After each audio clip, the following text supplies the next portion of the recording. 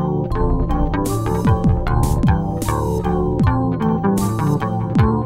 23 août 1996, l'expulsion des sans-papiers de l'église Saint-Bernard.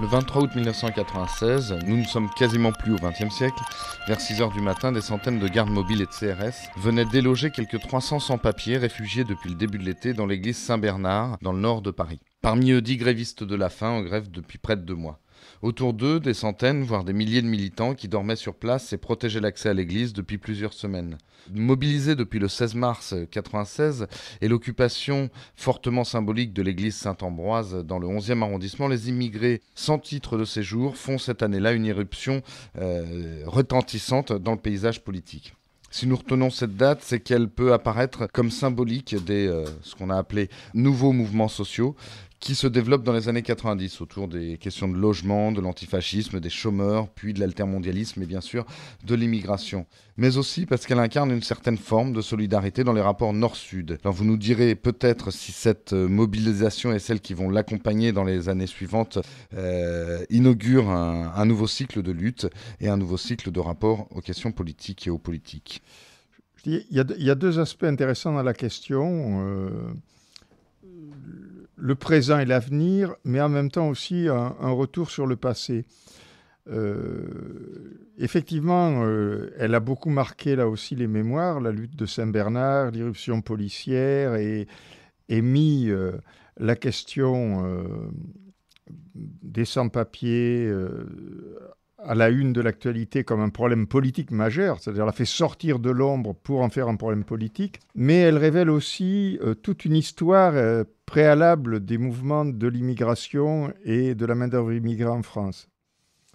Je parle de l'immigration économique, je ne parle pas des immigrations politiques comme l'immigration espagnole avant, mais celle qui a accompagné la croissance des années 50-60. À l'époque, on peut dire on l'a trop oublié, ou du moins on ne le rappelle pas assez à mon gré, qu'il y a eu un mouvement de travailleurs immigrés sous différentes formes. Mais dans les années 60, d'abord, il y a toute une participation de la main-d'œuvre immigrée au mouvement ouvrier français, tout simplement syndical. Et puis, il y a des formes d'organisation spécifiques, comme l'Union des travailleurs sénégalais, qui a été animée par un ami à une époque qui s'appelait Salih Dongo, qui a publié un bouquin chez Maspero sur cette expérience-là. Si on regarde les années 60, il y a eu des mouvements comme le mouvement des travailleurs arabes, ou encore d'ailleurs sur la main-d'œuvre africaine, Gilles de Staël, ancien militant de l'OCT, vient de publier un livre qui s'appelle Mamadou Madi,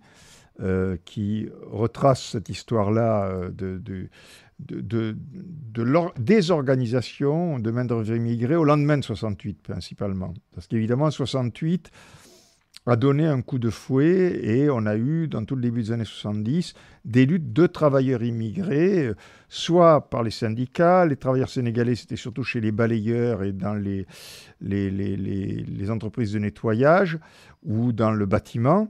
Mais on a eu les luttes aussi sur les résidents dans les foyers Sénacotra. Donc, il y a eu une activité forte au début des années 70. Et pourquoi rappeler ça? C'est pour insister sur la cassure, à mon avis dramatique, et le mot est peut-être faible, qui s'est produite justement dans les premières années du gouvernement Mitterrand. Et je crois la date exacte, ça doit être 83, sous le gouvernement Mauroy, quand André Mauroy, alors Premier ministre, ou encore Premier ministre, donc c'est au plus tard, début 83, a parlé d'une grève des travailleurs de Citroën-Aulnay comme une grève islamique. Et c'était la première fois que dans un discours gouvernemental, dans une parole d'État, finalement, on retirait à ces travailleurs leur identité sociale, on n'en parlait plus comme des travailleurs, mais on les présentait par leur religion ou par leur supposée appartenance confessionnelle.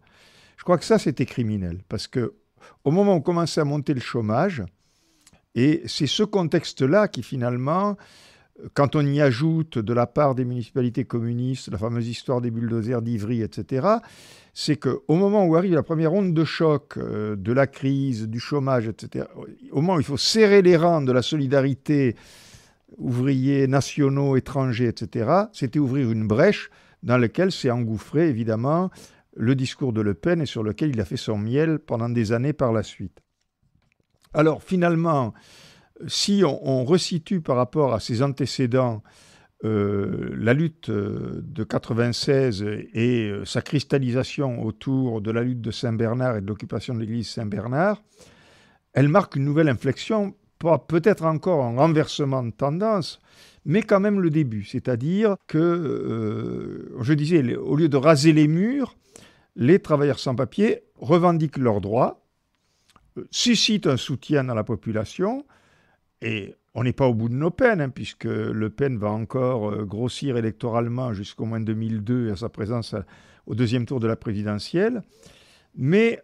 on est déjà dans une modification du regard sur l'immigration et le sans-papier, qui n'est plus simplement un clandestin menaçant, etc. Le maillon suivant, il est venu très vite, c'est quand même la riposte là, très très large qu'il y a eu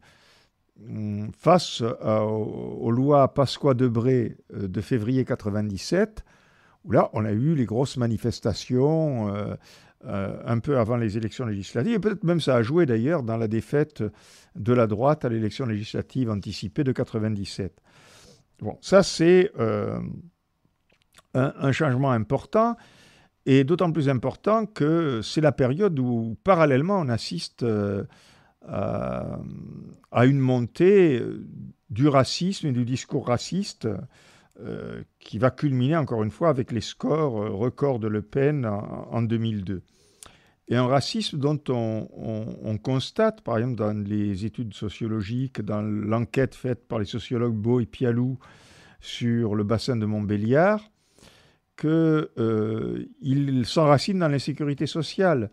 Ils décrivent très bien le fait qu'on a souvent dit d'ailleurs qu'une partie de l'électorat Le Pen était passée sans transition du Parti communiste à Le Pen. On peut exagérer, mais le phénomène, partiellement au moins, a eu lieu. Et Beau et Pialou montrent très bien sur le bassin de Montbéliard, c'est-à-dire tout autour, Audincourt, etc., des usines Peugeot, que ce qui a cristallisé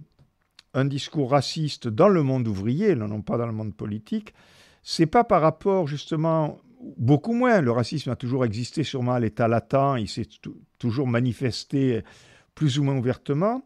mais il était différent en tout cas, où il s'exprimait avec plus d'inhibition quand le travailleur étranger, arabe, malien, était le compagnon, le camarade de travail à Renault, à Peugeot ou ailleurs. Et ce qui a incarné finalement le fantasme et la peur de l'étranger, c'est beaucoup plus la deuxième génération, c'est-à-dire les enfants d'immigrés à qui on avait promis par ailleurs une promotion sociale et notamment une promotion par l'école, et qui sortent de l'école à un moment de montée du chômage où ils sont doublement frustrés, c'est-à-dire ils sont exclus du monde du travail et en plus relativement diplômés, donc ayant finalement acquis un bagage culturel qui se trouve débouché sur rien. Bon, et c'est là-dessus, ou en tout cas sur la région, mais je crois que ça pourrait être élargi, que s'est cristallisé le phénomène. Alors, 96 Saint-Bernard comme point de départ d'un changement de regard sur l'immigration, d'un contexte plus général, et tu l'as rappelé, où ce sont les années tournantes finalement. Si on peut considérer les années 80 comme les années horribilis, le petit tournant est vérifiable et symbolisé sur le plan international en 1994 par l'insurrection zapatiste de janvier 1994 et par les grèves de 1995 en France. Donc je ne dis pas qu'il y a un lien de cause à effet, mais avec la mobilisation sociale de l'hiver 1995 en France, se crée incontestablement un nouveau climat, un début de remobilisation sociale, une reprise de confiance qui est très probablement propice au fait que ces travailleurs sans papier se risquent à sortir de l'ombre et à poser leurs problèmes comme un problème politique, collectif, sur la place publique. Alors maintenant, de ce point de vue-là, disons, on peut considérer que la lutte de Saint-Bernard est doublement symbolique, c'est-à-dire, tu l'as dit, d'une nouvelle forme ou d'une nouvelle revendication de solidarité Nord-Sud au moment où est également en gestation le mouvement altermondialiste qui va surgir directement dans la foulée avec les manifestations de 99 à Seattle, et la renaissance des mouvements sociaux, mais qui vont se redéployer avec le mouvement des sans-papiers, les luttes des femmes qui ont eu lieu déjà d'ailleurs dans l'hiver 95, qui a été un prélude aux grèves de l'hiver 95, les luttes sur le logement, les mouvements écologistes sur les OGM. Donc on peut dire que le mouvement des sans-papiers qui acquiert à ce moment-là un visage, des porte-paroles, Boubacar, la camarade sénégalaise Madigen, etc. Donc c'est très important, c'est un mouvement qui a un visage, c'est-à-dire que c'est important d'avoir un visage humain, c'est plus cette espèce d'ombre inquiétante qui n'a pas de visage, mais qui redevient un acteur politique. Et ça, je crois que c'est symbolique d'un phénomène nouveau. Alors depuis, évidemment, ça ne s'est pas fait en un jour, ça fait déjà 12 ans, Saint-Bernard, aujourd'hui, mais il faut dire que, non pas de manière linéaire et sans recul et régression, mais on a quand même regagné du terrain sur cette question-là, et notamment contre le racisme. Je ne veux pas revenir sur le bilan contradictoire au demeurant de SOS Racisme, qui a eu ses bons côtés et d'autres plus discutables. C'est que, notamment dans les mouvements d'immigration aujourd'hui, beaucoup considèrent que l'apparition et la médiatisation avec l'appui du gouvernement de SOS Racisme a pratiquement tué dans l'œuf la naissance d'un mouvement social issu de l'immigration au moment de la marche des beurs de 82-83. Bon, il y a une part de vrai là-dedans, mais disons que depuis Saint-Bernard, il y a eu, avec beaucoup de difficultés, et des coups d'arrêt en reconquête du terrain. La grande déception, c'est que dans la foulée de Saint-Bernard, la gauche revenant au gouvernement en 97 s'est présentée une opportunité de régularisation massive des sans-papiers qui en faisaient la demande. Et si on regarde ce qui se passe aujourd'hui, et qui est très important, c'est que dans les luttes récentes, dans certaines d'entre elles au moins, ça ne résout pas le problème de tous les sans-papiers et de la régularisation, mais on a vu à la pointe des luttes récentes réapparaître la notion de travailleurs sans papier, y compris donc de travailleurs qui, depuis 10 ans, travaillent, paient des cotisations sociales, paient des impôts, touchent un salaire et en même temps sont toujours sans papier. Autrement dit, ceux-là ont reconquis leur nom de travailleurs, mais quand ils disent, notamment les travailleurs de la restauration qui ont été les premiers en mouvement là-dessus, quand ils montrent leurs papiers depuis 10 ans, ça veut dire que ce sont très exactement les déboutés de la régularisation de 97-98,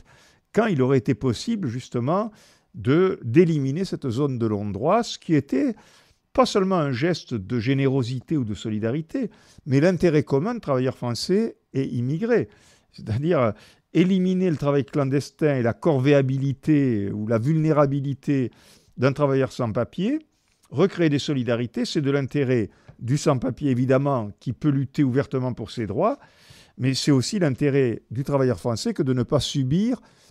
finalement, un dumping social d'une main-d'œuvre vulnérable et corvéable à merci. Bon, c'est encore une responsabilité de la gauche très lourde, parce qu'après l'effet Mauroy, ce que j'appelais tout à l'heure l'effet Mauroy, et la non-régularisation de 98, c'est ce qui se retrouve aujourd'hui et qui très certainement a bénéficié au Front National. Ceci dit, je voudrais quand même ajouter que souvent on insiste sur le fond de racisme important en France. Et c'est vrai, il a ses raisons spécifiques, pas ses raisons justifiables, mais ses causes, disons, spécifiques, qui plongent ses racines dans l'inconscient colonial, dans la frustration des défaites françaises dans les guerres coloniales d'Algérie et d'Indochine, etc., plus la peur sociale. Mais je dirais qu'en même temps, il y a des ressources importantes et des contrefeux importants face à ces tendances racistes dans la société française. Ce qui s'est manifesté ces dernières années à travers le réseau Éducation sans frontières, sa présence assez massive dans le monde scolaire et universitaire, etc., montre qu'il y a en même temps un attachement à des principes de base élémentaires universalistes. Le bon côté de l'universalisme, il y a le mauvais qu'on critique, mais il y a aussi le bon côté de l'héritage, qui est important en France. Je ne veux pas dire, on ne sait pas comment ça va se passer, mais que ces ressources-là, qui font d'ailleurs que par rapport à ceux qui, en 2002, vous vous en rappelez, après le premier tour de l'élection présidentielle, s'alarmaient quasiment de la possibilité d'une imminente marche sur Rome de Le Pen, d'un espèce de scénario mussolinien, etc., ce qui était quand même au moins déraisonnable. L'alerte était à prendre au sérieux, mais on n'était pas dans une situation de pré-coup d'État fasciste. Bon, mais enfin, la peur a quand même servi a été le ressort d'un vote Chirac, c'est-à-dire de faire voter 80% de la population pour l'escroc et le menteur. Bon. Mais qui aurait imaginé à l'époque qu'en moins de 5 ans, finalement, bon, je crois qu'aujourd'hui, l'ensemble de la gauche critique ou radicale, appelons-la comme on veut, a pratiquement rétabli l'équilibre par rapport au recul du Front National. On peut dire que, bien sûr, c'est aussi parce que Sarkozy et Hortefeux ont recyclé les thèmes du Front National dans la politique gouvernementale qu'il n'a plus trop de raison d'être. Mais ce n'est pas seulement ça. Je crois que c'est aussi le fait que la détresse sociale a trouvé d'autres canaux d'expression, d'autres formes d'expression, que des gens qui auraient pu basculer de ce côté-là par désespoir peuvent trouver un autre moyen d'exprimer leur colère et leur révolte. Donc ça, c'est important. Et je crois malheureusement que le phénomène n'est pas épuisé, hein, avec la crise économique actuelle qui vient, et qu'elle peut prendre paradoxalement dans des pays voisins. On l'a vu avec c'est encore pire d'une certaine manière que ce qu'on a connu, hein, même si ce qu'on a connu est grave. La gauche italienne s'associant ou prenant l'initiative de la campagne d'expulsion des Roms, qui sont en plus des citoyens européens, hein, du point de vue légal. Je crois que des sociétés comme l'Italie ou l'Espagne, qui ont finalement moins habitué au mélange culturel, risquent d'être plus violentes dans leur réaction par rapport à leurs immigrés.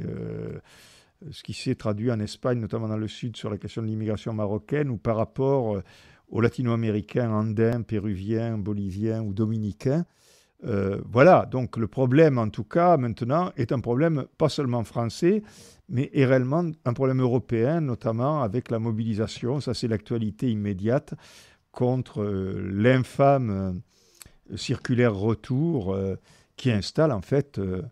des camps de rétention. Il faut se méfier un peu des analogies historiques, mais enfin qui rappellent de beaucoup les camps de rétention pour réfugiés d'Europe de l'Est ou réfugiés juifs dans le sud de la France, à la veille on n'est pas à la veille d'une guerre mondiale, du moins on peut l'espérer, encore que d'une certaine manière, sous une autre forme, on y est. Mais voilà, donc on est dans cette configuration-là, et finalement, l'expérience accumulée par toutes ces luttes de l'immigration en France est peut-être un atout pour être, pas seul, mais un des moteurs de la construction d'un mouvement européen sur la question de l'immigration.